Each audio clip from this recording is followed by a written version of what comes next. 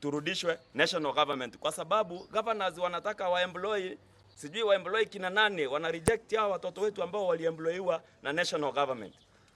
Pia tuko na mambo mengi ambayo ningependa kuongezea ambayo yako kwa hii katika kaunti yetu.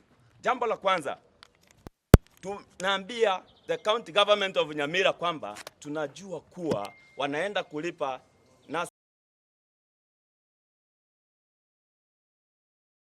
ama wafanyikazi ambao walikataza nane katika iliyopita. Vile wahimiza kwa sababu tumejua hawatalipa wale nurses ambao walipromotiwa ama wenye walimisi mishahara, wenye ni wa kitambo wakapromotiwa bila kulipwa zile area zao.